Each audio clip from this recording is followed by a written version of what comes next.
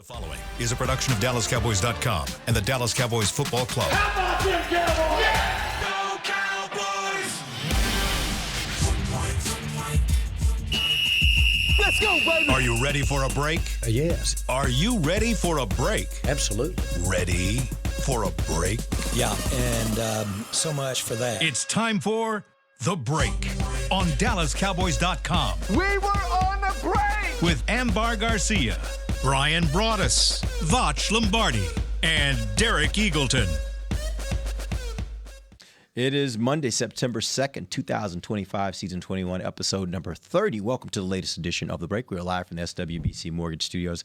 At the Star, we are presented by LG. LG is the world's #1 OLED TV brand for 11 years and counting. See why at LG.com/OLED Evo. It is game week. Cowboys take on the Philadelphia Eagles this Thursday in Philadelphia. We head out tomorrow on the plane. It is our job today to get you guys who are listening ready for the game and make sure you're prepared to know exactly what to be watching and maybe even a little bit of what will actually happen. We'll see how good Voch is at predicting things today because we'll have a little bit of that kind of conversation. I'm terrible at that, but Ambar just took a deep breath when you said that. You okay? No. She's nervous. Listen, she's nervous. I think it's I woke up this morning, I'm like, oh my God, This is it. Yeah. We're here. And I'm freaking out because, okay, it's not just the game, but also what we do as part of our job in the preparation for the game and everything that we got to get ready for social media, website, and all of that. And I'm like, oh my God. And also the realization that I am not prepared for our team, the Dallas Cowboys, to play this Thursday. Like, I'm not. You guys seem very chill. Derek, I just had a face of confidence. I had a warm-up. I just went to Ohio State for my team to play the national champions. We lost. And so I realized there's life after that. You're so used right to now, the beating? It wasn't a beating. Let's slow down a little bit. It was not a beating. We lost by 7. It's fine. But my point is, like, you find it is a long season. So whatever happens on Thursday, to be honest with you, in my opinion, it can only be better. Like, if they lose, they lost to the defending champs on opening night at their place. I don't think anybody's going to say, oh, my God, the Cowboys are in trouble. There's a lot of people that don't expect them to win this Right, game. exactly. So, Now, if they can win, then there's positive. And there are things that we talk about from that standpoint. But that's probably why I'm a little bit more Well, chill my on thing this is, I just hope that it's a good fight. You know, it's not, even if they were to lose, if they lose this game, I just hope that it is competitive and not just a complete smackdown. Sure. So, yeah. I'm a homer. I think the Cowboys, and this is where I'm not like media guy for real. I'm more of a fan that just work with y'all.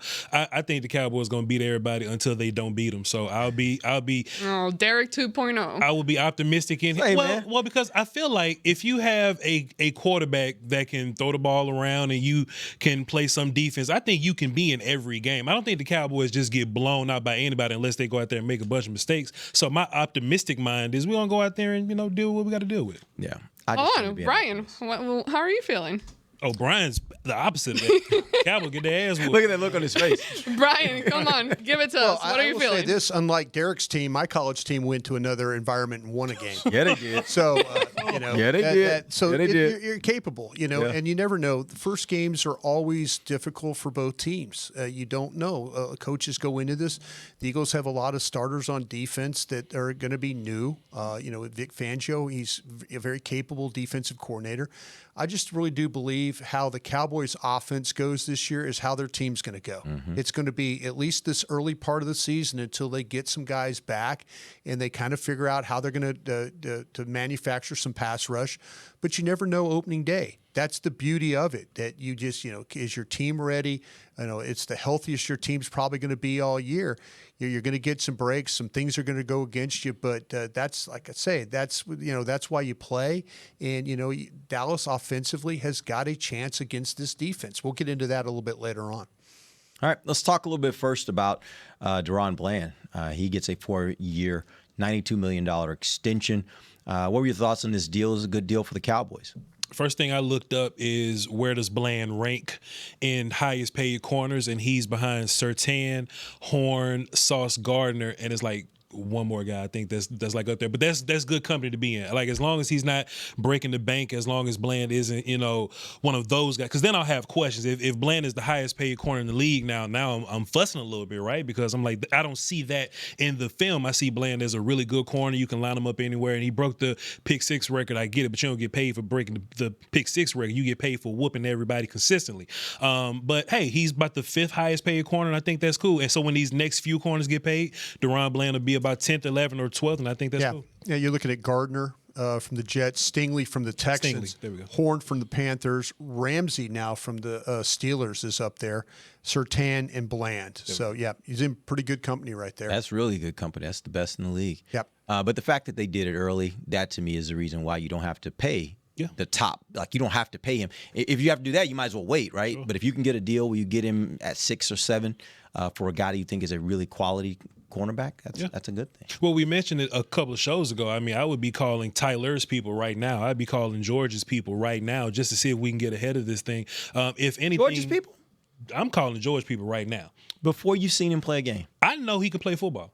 If there's questions about Pickens, it'll be the attitude, the locker room stuff. He seems to be peachy here. Now, you haven't lost games yet. Yeah. He hasn't had 5 games where he's only had 5 targets, 3 catches, or anything like that. So you haven't seen frustration. But I don't get a sense from this locker room that Pickens is a problem. Like, he's in this room where he gets along with guys. And coach is probably a big difference, too. Like, he seems to be this guy that wants to be free. Pittsburgh seems to be a no-nonsense type of culture. So maybe in this culture, he gets along well. But for me, it's about the film and football. And I know Pickens can jump over people and whoop DBs. I would definitely throw some chum in the water and see where we're at. Maybe they have an idea where they're going to start this negotiation, or maybe what Pickens guys are looking for. They're probably very now locked into saying, okay, let's see how the season plays. But you could definitely get an idea of where they're looking at. And get an idea, like I say, and being able to navigate that quickly, once the season's over.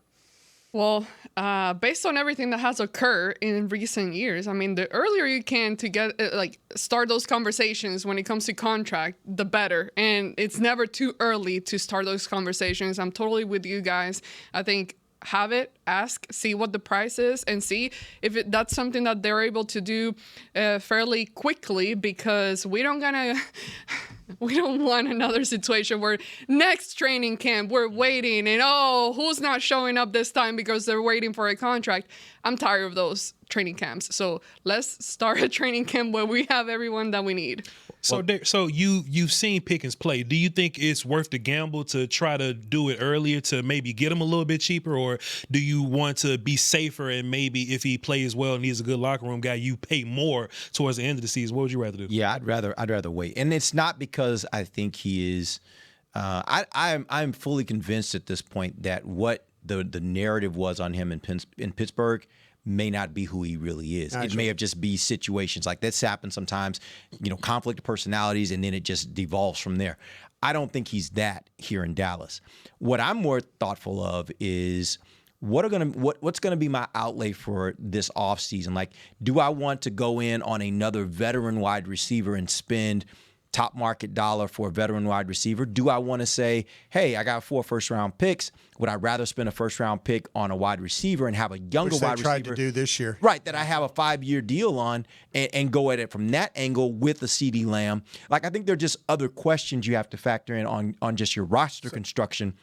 That makes me say I'm comfortable with that one with Holy. Tyler Smith is the one I'm like. See, that's what I was going to ask you. If you had to choose, in Voch, I think I have an idea where you're going to go this. Sure. But if you had to choose between Tyler Smith and Pickens to get done first, who are you getting done first? I want to get the all-pro best guard in the league done first. There you go. Right. But the only thing about Pickens is that the 3rd-round pick that you gave up gives me urgency with him. Like, if Pickens was just kind of signed here on a 1-year deal or traded for a 7th-round pick, then sure, you can rebuild your roster and just move on. But I think the Cowboys value 3rd. So in my mind, he's here right now. So both those guys would be like, please. Well, real quick, throw this for me. what you guys would know this. You guys studied the draft. What would you get in a compensatory pick if he were to leave in free agency? If he has a great season here with the best quarterback, best wide receiver help around him, I would imagine he'll be in the top 5 money somewhere. So you will get a 3rd round pick in the next draft. For sure. And I guess that's my point is they really don't lose anything. If he turns out to be what they thought he was going to be and they lose him in free agency,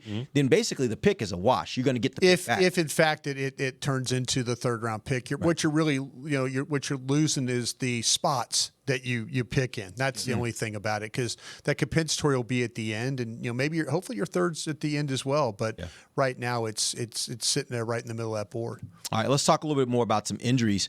Interesting that the Cowboys have 3 guys that have been injured for the last several weeks that all were full participants in practice as of yesterday. Trayvon Diggs with the knee, Tyler Guyton with the knee, Brevin Spann-Ford with the ankle. They did add Perry and Winfrey as they did not participate yesterday with the back injury.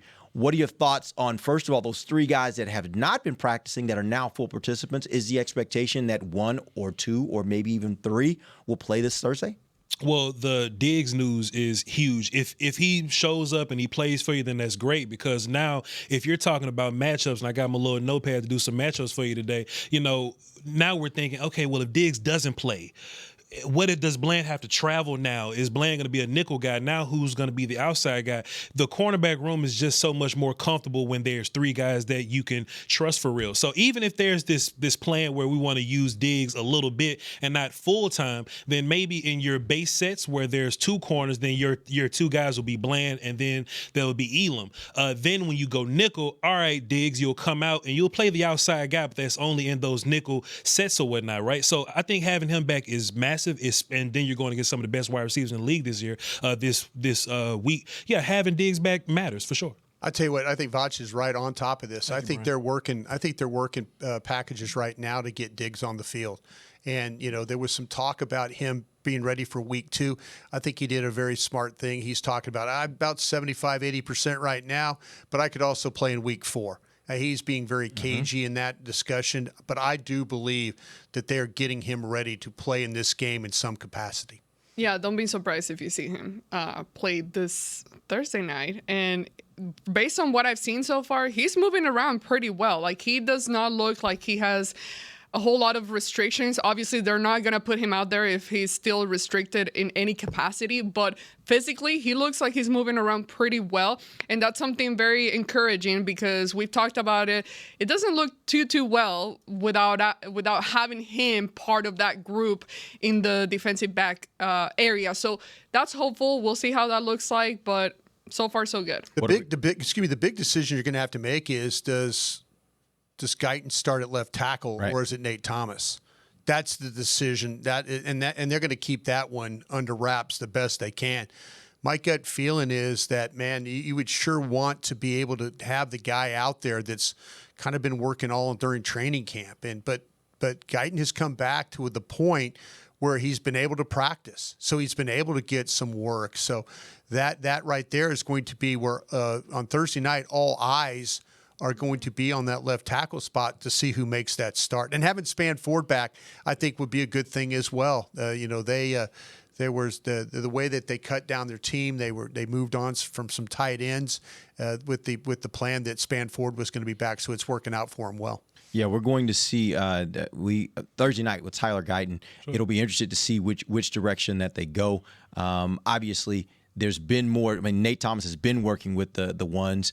We're going to talk a little bit in the second segment about the defensive end position for the Eagles and maybe some of the guys that will be lined up across from there. And that'll tell us a little bit, too, about where do we think they should go? Should they go with Guyton or should they stick with Nate Thomas, who's had more practice? We'll do that in the second segment. Real quick, before we get to that, though, tell me about Perry and Winfrey. There was the back injury. Spasms. What are we hearing about that? Spasms in it. And I was listening to people, and this was surprising to me that maybe that he would be inactive anyway. Even if healthy, he would be inactive. And I know he's been kind of a fan favorite this summer, but I was a little bit really? Is that about Kenny Clark, or is that just in general? They were thinking that before. It's about Mozzie. About Mozzie Smith is what this is about. Huh. And so to me, that's, and let's see. And we're all hopeful that Mozzie, comes up.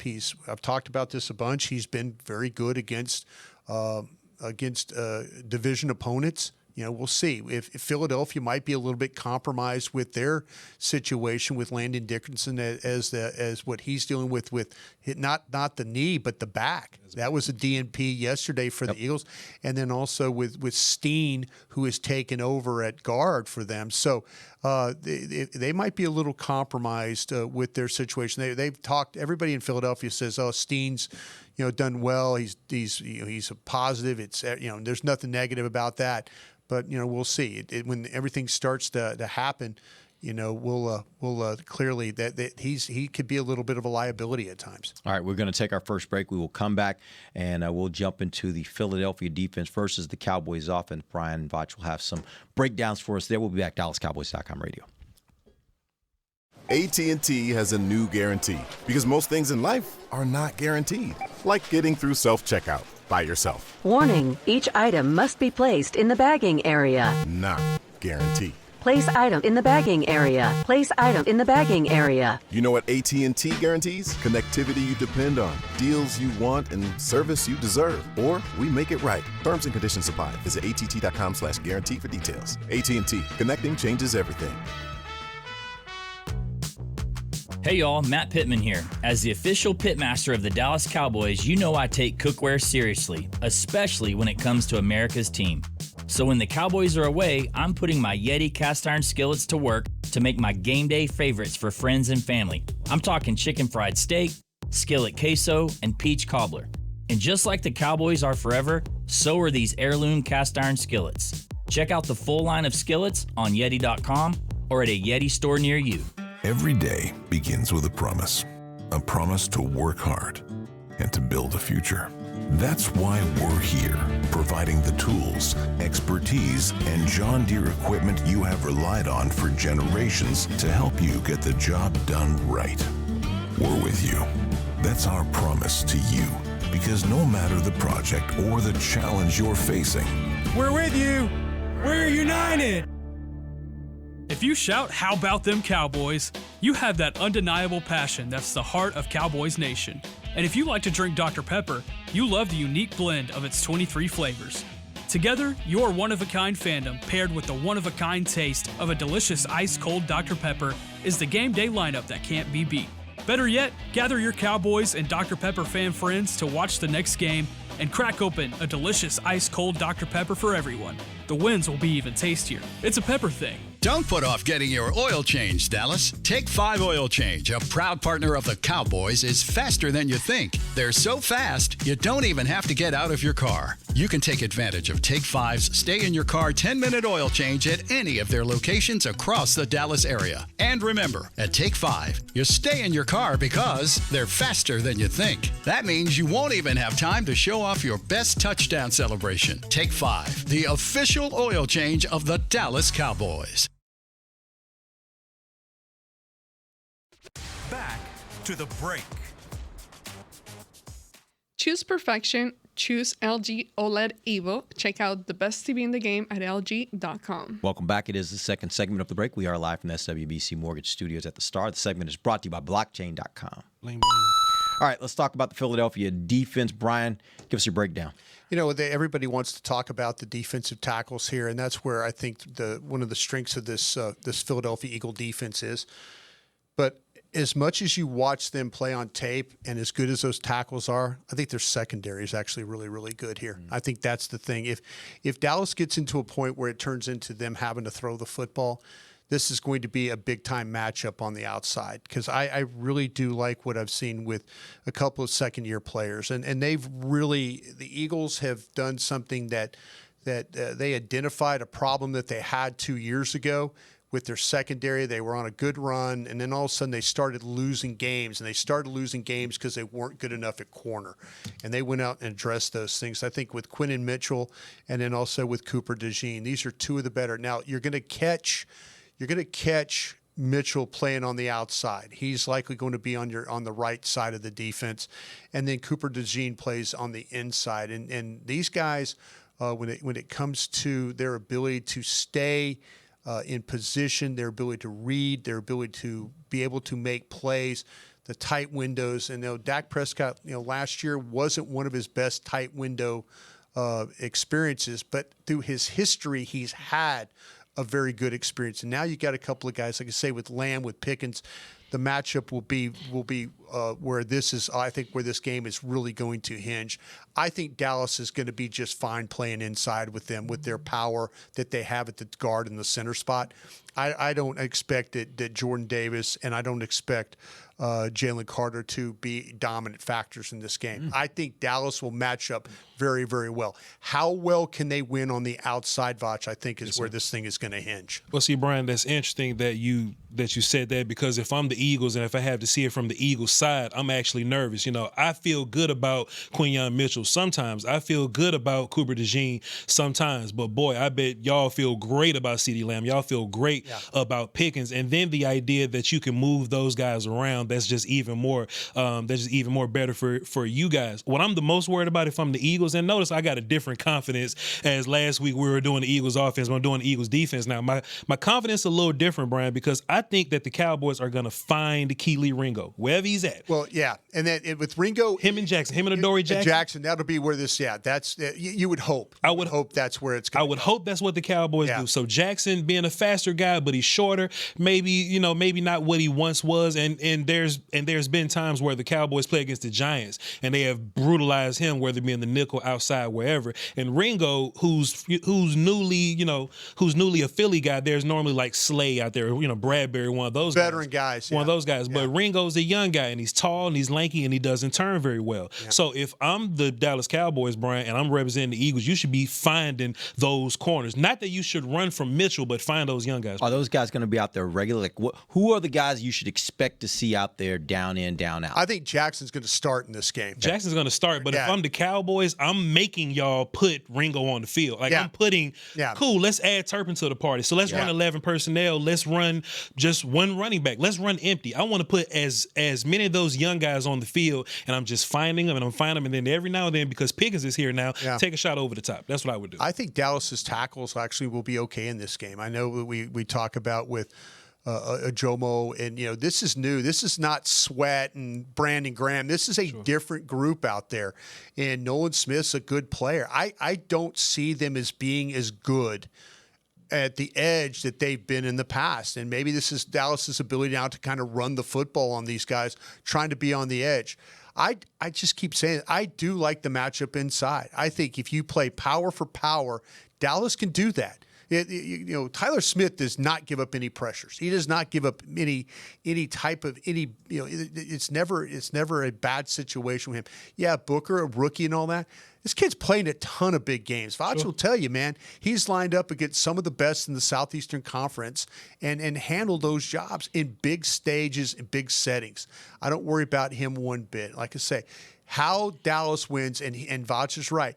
Find a way to attack. Find a way to attack either Jackson or Ringo out there. Many matchups is you can make them have to play. Make them do that with those guys. That's where this thing is going to be. But like I say, if you're going to try and win from the slot, it's going to be tough with DeJean. If you're going to try and win on the outside with Mitchell, that's going to be tough too. I don't know if Vic Fangio is going to travel somebody with, but now instead of just CeeDee Lamb he's got to deal with, he's got to deal with two guys. And I think that'll make a big difference for him. As far as your linemen, did you have something? No, go ahead. As far as your linemen go, Bryan Broaddus, I'm actually with you. I do think the Cowboys guards can win here, but it's up to the Eagles to make sure that it's aligned correctly. What I mean by that, if you have Jalen Carter, who's going to be the more dominant, the big pressure guy, you don't want to just leave him on Big Tyler the whole game, because Big Tyler historically has dealt with Carter really well. Like, he almost erases this guy, right? And that's just me, bragging on it a little bit. But if it's me, if I'm the Eagles, I think the best chance you have is take the more dominant Jalen Carter and put him over the rookie. Just test him. Now, even though Booker, like you said, Bryan, big games and all this, you're still a rookie. This is your very first game, maybe nerves early. I'm still taking Jalen Carter, putting him over him. Now, if the Eagles can be negligent for a second, and let's just say that they leave Jordan Davis over Booker and BB the entire time, I feel really good about that matchup, because both those guys are powerful and they can deal with Jordan Davis. He's not one of these bursty upfield guys. He's just a big space mover. Also, too, Bryan, Milton Williams is no longer here. Yeah, there you go. And Milton Williams was a guy disruptive, Ty upfield, Robinson and those guys. Super Bowl tore it up. I feel great about the matchup as long as Jalen Carter's in check. Yeah. And if he's at the left guard, you feel great about that. Everybody else you can live with. So when we have this conversation, Derek's probably about to cue this up. Whether you go with Guyton or Thomas, I'm going with the better player. I'm going with Guyton. And it's not like Guyton has to deal with the best guy on their side. He's either dealing with Jelix Hunt. The Eagles feel much better about him than we do. I don't consider him like a TJ Watt, Myles Garrett type guy. I think that Guyton can live and he can win in that fight. And Nolan Smith, who's a good player, made some plays in the Super Bowl or whatnot, but as long as it's not these super special players, these Nick Bosa players that can really wreck a game for you, I feel good about both our tackles. They like Hunt a lot, and they do. And good. And when in Week 13 he was playing with Brandon Graham and stuff when Brandon Graham went out, so he was a big part of what they were doing. So they feel like that he's on the rise. But like you say, Voch makes a great point about the edge rushers you're dealing with this team. You think Zach Bond will give you some problems, Bryan Rouse? See, that's where Zach Bond, the linebacker, does give you some problems. Is if you can't get somebody up on him, because he's very much in the mode of what we used to have here with a Sean Lee or with Leighton Vander Esch. He's a guy that can flow. He reads. He covers. He's a never come off the field type of a linebacker. And he was one time a special teams player, but he's got those instincts that you like in your linebacker play. But where he could hurt you is if you don't get a hat on him. Sure. Now it's like, hey, can you get guards and tackles? How do you make sure that you pin those linebackers to the inside? Jaheed Campbell is going to make his first start. The rookie. Yeah, so here you got some rookies, but their linebackers are good players. But I just feel like that Dallas inside has got a little bit of a. I don't think that Philadelphia's got a huge advantage here. I think Dallas can handle these guys. Let's talk a little bit about the run defense for Philadelphia. When you look at their run defense, where might they be vulnerable, and which running back, obviously the Cowboys have a stable of them, which running back do you think is best capable of taking advantage of what they may do poorly?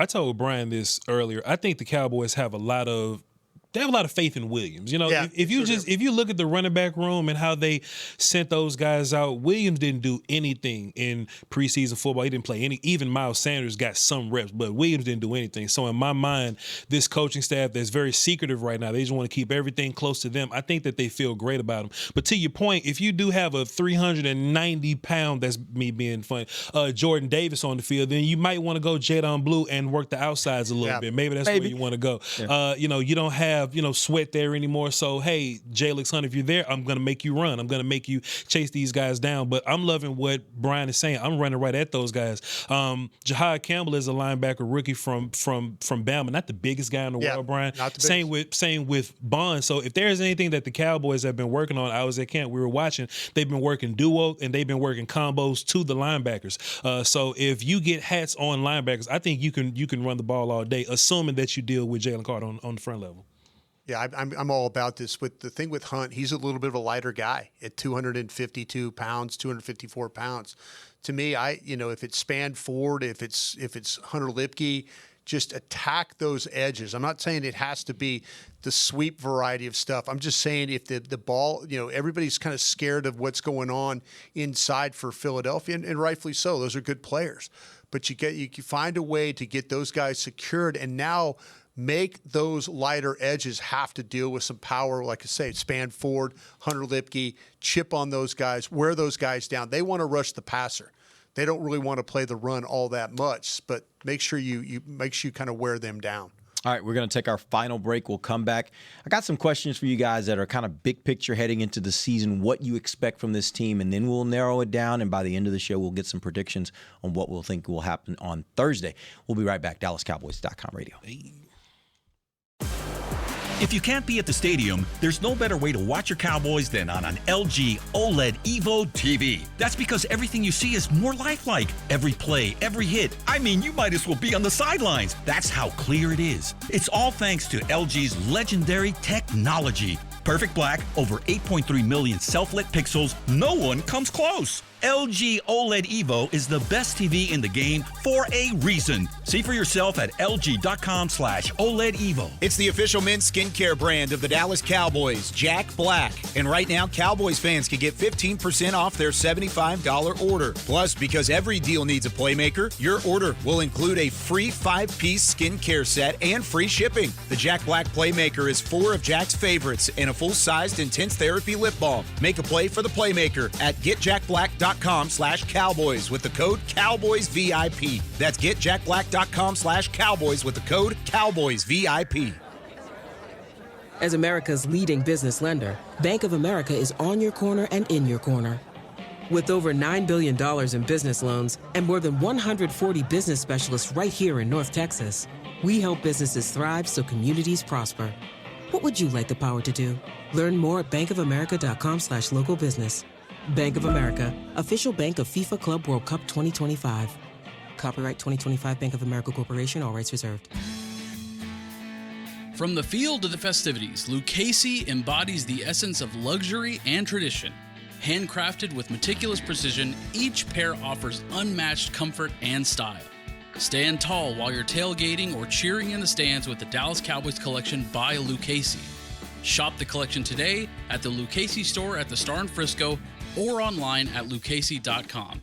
Lucchese, the official boot of the Dallas Cowboys and Dallas Cowboys cheerleaders. AT&T has a new guarantee because most things in life are not guaranteed, like getting through self-checkout by yourself. Warning, each item must be placed in the bagging area. Not guaranteed. Place item in the bagging area. Place item in the bagging area. You know what AT&T guarantees? Connectivity you depend on, deals you want, and service you deserve. Or we make it right. Terms and conditions apply. Visit att.com/guarantee for details. AT&T. Connecting changes everything.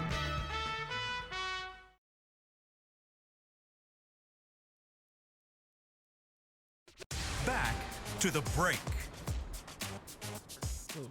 AT&T connecting changes everything. Welcome back. We are in the final segment of the break, live from the SWBC Mortgage Studios at the Start. It is our final episode before the Cowboys take on the Philadelphia Eagles this Thursday. We will not have shows tomorrow because it is a travel day, and then on Thursday the game. So we will be back next time on Friday, and we will break down everything that you guys see on the field there in Philadelphia on Thursday Night Football. All right, so I have some questions for you guys. These are bigger picture questions. So I want to start first with, we've heard Coach Schottenheimer talk quite a bit during training camp about the fact that they don't really have to show anything because teams don't know what they're going to do because this is all a new staff. How much do you think that will help them come Thursday night? Ambiguity. Ambiguity helps, and there's no scheme to watch film on and figure out. I would imagine that it'll be very similar to what the Cowboys were running the year before, and I really don't hate that at all. I don't think the Cowboys had a bad scheme. I just think that the play calling was bad. Like, we just calling nonsense at the wrong time. But apparently there are some more wrinkles that we don't know about. Not even us. We don't even know. So as long as they can... yourself. Fair enough. Derek's been watching practice. So as long as watching practice, I just got he just texts somebody. Pardon me, but as long as the operation is good, that's the one thing that I'm worried about. Right? It's gonna be a road game. It's gonna be loud. Booker is the new silent count guy. Making sure that he's good. All the motion stuff because it's gonna be a lot more motion now. So as long as those things are tidy, then I think the lack of information should benefit the Cowboys. Well, I don't like hearing, they might have these wrinkles because I've been waiting for wrinkles for years. Like, we've been talking about wrinkles even when Kellen Moore started, and I'm still waiting for the wrinkles to happen, and I don't see them. But, this whole secretive thing, the thing is, it can set up a false expectation. And I'm speaking for myself. When you start to play this idea of like, just wait and see. Let's see what he's been hiding all these things, keeping it under his sleeve. Let's wait. And then you get to game day and then you don't see much happening. Now, it can be the opposite. Now you can see some really interesting things happening. So again, setting your expectation to the ground level, like be level. And I'm talking to myself. This is a bad talk to myself. But it is obviously a good thing in a way. But on the other hand, we haven't seen it. And some of the things, I know fans, they have questioned a lot based on what they saw during the preseason. Some of those games and the play calling and the things that the players were able to do, there were some good things. There were some things that were not so good whatsoever. And you understand at the same time that preseason is very different than the regular season, and a lot of the play calling is going to look differently. But I think right now, based on what was presented during the preseason, some of the comments that I've been reading is that fans are a little bit disappointed and not feeling very confident of what they can expect for this Thursday night. But let's give him a chance and let's see what happens. And just based on the breakdown that these guys gave in the previous segment, I like what I'm hearing as far as the offense. You know, the Cowboys offense, they have a lot of weapons. They do. It's now just figuring out exactly how to use them, when to use them, and setting them up for success. But at least the weapons are there, and they have a lot of very valuable players on the offense. Yeah, the weapons on the offense, there's no doubt about that. Philadelphia Eagles spent the whole summer in the offseason worrying about trying to block Micah Parsons. And they don't longer have Micah Parsons there to worry about. The element of surprise now for Matt Eberflus is how do you find ways to generate pressure without Micah Parsons? Yeah. I think Dallas's offense is going to be fine. I do. And I like the weapons. I like the addition of Pickens. I like the health of Ferguson back. I love what they've done with Turpin and trying to get him involved and put him in the backfield.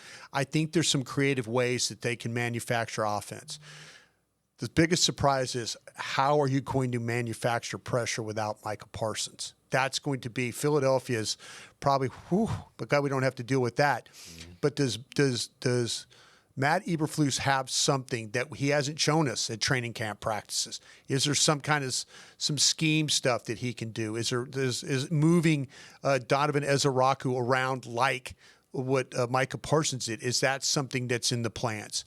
So to me, that's the element of surprise is the defense, because we don't know how that's going to generate pass rush. That's going to be my surprise. Well, one good thing, Micah never practiced during the training camp. No, so you have been training these guys without Micah Parsons, no question. Taking reps away from other people. So hopefully there's some level of preparation there. No question. But hopefully he's got something up his sleeve that is different than what that gives them that gives the Eagles some problems. Yeah. One quick note here: Tommy Yarsh, our writer for DallasCowboys.com, did just tweet that Coach Schottenheimer in a press conference said that Trayvon Diggs and Tyler Guyton are both trending in the right way with the vote. So we'll see how that ends up playing out. My next question for you guys is: which offensive player not named Dak Prescott will most need to be great to make this season successful? I would say. That's a good one there, Derek Hughes. Now, wait a minute, because I was immediately I'm trained to do this. I was just going to run over to George Pickens. Like, go ahead, ask. Say it again. Okay, I'll say it again. Which offensive player not named Dak Prescott will most need to be great to make this season successful? If Tyler Guyton is great, we are cooking with some grease. We are cooking with some grease because you feel good about your interior. I actually like Terrence a little more than other people do. I think Terrence blocks most of the guys that he's lined up against, but he loses to TJ Watt and everybody panics. That's TJ Watt. That's going to happen. But if Tyler Guyton can give you a breakout season, he doesn't have to be Tyron Smith. Just be a real good Tyler Guyton, then now the run game is there. Dak is safe in the pocket. Maybe Dak is healthier longer because you don't have to worry about nonsense at the left tackle spot. And then CD and then there's this one thing too that I always used to talk about. There social media would always say, well, why is this always quick game? Why aren't we going deeper more? Probably because you can't trust your offensive line more. So now if you could trust your left tackle and you trust the rest of those guys, then maybe you can call things that are more dangerous down the field, and big plays equals scores and wins. I would say, give me a running back, but who exactly? I don't know. I think you're right on the right path. I don't know, but I need one running back. Anyone be great. Anybody. Whoever. Yeah. Give me just one that can play at a high level consistently and be able, because even if the offensive line is not great, if you have a good running back, they're going to create those holes. They're going to find a way to get those extra yards. And for this offense to work the way that it needs to, you need that balance, running game and passing game too. So I think the offense is they're gonna need the help with the running back, and you just need that one. We don't need to play. What is it? What do you call it? Before, oh my God, when it's just a bunch of players and you're hide and go seek. No, fantasy football. When we had the wide receivers at a point by committee. I don't use that. I don't use that term. I don't like it. Yeah. That was a wide open. Like Madden, like tag. My point is, I don't want to hear that term this year. I don't want to hear it. I want you to have the guy who's going to be the running back this year. Yeah. Give me Jake Ferguson. Give me Jake Ferguson. Jake Ferguson, a healthy Jake Ferguson could open up a lot of things for you offensively. You have a feeling that the receivers are going to be fine. The quarterback, we don't get to include him. I'd love for him to play at a very, very high level, but we don't get to include him. But right now, Jake Ferguson needs to be a guy that is, when you watch him run after catch, tough catches, third down catches, when things are getting a little muddy for the offense, him coming up with a 7-yard catch, him coming up with a seam route for a touchdown, those are all things that you need for him. You need that kind of guy in this offense for it to be really successful. All right, so here are the big questions. If Dallas wins on Thursday, blank will be the reason why. Brandon Aubrey. No, seriously. Brandon Aubrey. Aubrey. Brandon Aubrey will find a way to kick a long field goal on a night in Philadelphia, and it will be a difference-maker field goal. I think Dak will be fine. Dak normally does well against these guys at their house, wherever. But against the NFC East. Just in general, right? But I just can't stress this. If there's a touchback or a big Turpin return, all you need is 15 offensive yards. I'll even say 20 to be safe, and that's easy. And you are in Brandon Aubrey's field goal range. That is massive. That is goofy. So even if there's issues at offense, in which I don't think it will be, you can at least count on Brandon Aubrey giving you at least 3 points. Brian Schottenheimer needs to be great in this game. That's a good one there, He Brian. does. Bros. He absolutely needs to be great, and he doesn't need to be. He needs to keep his emotions in check. He needs to manage this game. He needs to know the condition of his team as it's going along. If he's got a chance to get points, take points, coach. Don't give up the opportunity to kick field goals. Just That's like a Texas good did, thing. huh? Yeah, well, at LSU did the same thing. But don't get. This is a game. This is a game you cannot coach emotionally. Okay. You have to be steady and with your hand on the wheel. Do not get overhyped in any way in this game. Take points, manage your team, know your condition, make good decisions. That's a good one, Brian. Yeah, I'll go with Bryan. Both Brian's opinion just now and Schottenheimer. Absolutely. I think if he it's going to come down to him and knowing how to manage this team. I think when you post Aubrey, that's a given. Hopefully, knock on wood, because he's made us expect that from him. Yeah. But I think in the way Schottenheimer manages this first game, regular season, it's going to come down to that. If Dallas loses, blank will be the reason why. That they didn't handle Philadelphia's attack very well on offense, that they gave up a bunch of big plays. Philadelphia is one of the best in the league when it came to explosive plays. Yeah. Dallas can't get into a game all of a sudden where it's chunk runs, chunk passes, those explosive plays. That would be just devastating for the Cowboys. And if they lose the game, it'll probably be because of that. The one thing I would like for Shotty and his administration to do is just clean up penalties and turnovers, man. This was a highly penalized football team, and I feel great about any team versus Dallas just out there playing. But you can't give a team 100 yards worth of penalties, 50, 70 yards worth of penalties. So go out there and try to play as clean of a game as possible. Yeah, I was going to say turnovers. I'm sorry. Please. No, it's all good. Turnovers based on, and again, what we see during training camp and practices and all that is very different than game day. We know that. But I did see quite a lot of turnovers happening during those practices. So I think if they lose this game, it's going to be because they gave away the ball a few times. Do you guys think the Cowboys defense will take the ball away from the Eagles in a game setting like they did in camp? Because in camp, the Cowboys look like a football taken away program, Yeah. and they good at it. But will that be the same thing versus a Super Bowl champion? Well, the one thing I will say is I do think it felt like, anyway, I wasn't charting it, but it felt like as camp wore on, there were fewer balls on the ground. Yeah, sure. So I do think part of that was reacclimating the offense to the fact that the defense wants the ball, and they're coming to get the ball. And as that happened, the offense started being more aware of taking care of the ball, and so you saw less balls on the ground. The question will be, can they create those in that same way that they were doing early in the game, early in camp, in the same way early in the season where other offenses may not have had that kind of defense during training camp to reinforce to them, you got to protect the ball. So maybe that creates the opportunity. I do think they're going to be hunting the ball, though. Yeah, So no doubt about it. I think Hurts gets a little careless with throws. Diggs had an interception last year in this game against Philadelphia with Diggs and Bland both on the field. There's always that possibility of them being able to read and then being able to react that way. And I think Hurts could be a little careless, but it's going to be about pressure and making him be careless. All right, that's a wrap. We appreciate you guys joining us. Actually, real quick, let's get picks for the game this Thursday. What do you guys think is going to happen? The Cowboys going undefeated till they don't go undefeated, so I'm going Cowboys. You know what? I Are you asking for scores too? Yeah, if you want to, go for it. 35-28 because I'm a homer. You said 35-20? 35-28 because I'm a homer. 28, okay. I'll go 20. Forget it. 35-20. Dallas. You got one, AG? Go ahead, Bryan. I'll tell you what. I'm kind of channeling my LSU Tigers going to Death Valley at Clemson. I think that it's these first opening season games could be difficult. You don't know what your team's going to be. There's going to be the unknowns that are going to be part of this game. But I'll tell you what, though, I do feel like, though, offensively, Dallas can put some pressure on Philadelphia. I really do. Now, can Dallas's defense do anything? And I mentioned, I think Brandon Aubrey, I think it's going to come down to them getting in field goal range and then Brandon Aubrey having to knock one of these homes. Give me Dallas 27, Philadelphia 24. There you go. Oh, I was going to say like 26-24. Weird number. Listen, I reserve the right to change my opinion later on.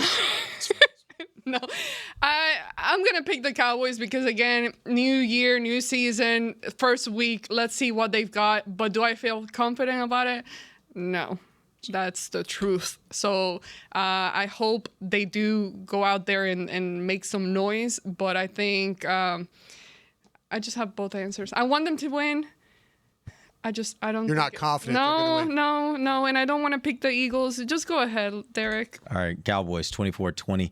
I do think you get this game later in the season, it will be a lot more points. I think both these offenses are better than that, but I also look at the NFL and just football in general. Sometimes you have a lot less scoring early on. Defenses tend to be a little bit ahead of offenses at this point in the year. So I don't expect it to be a really high scoring game. I do expect offenses to get going by the second half, and then you get to a 24-20 victory. But I do think the Cowboys go and get a win and shock the world. All right. Appreciate you guys joining us. We'll be back on Friday. We'll let you know what went right and wrong for the Cowboys. Until then, for Voch Lombardi, Bryan, Broaddus, and Ambar Garcia, I'm Derek Eagleton. This has been The Break. Live on DallasCowboys.com radio. This has been a production of DallasCowboys.com and the Dallas Cowboys Football Club. How about this, Cowboys? Yeah!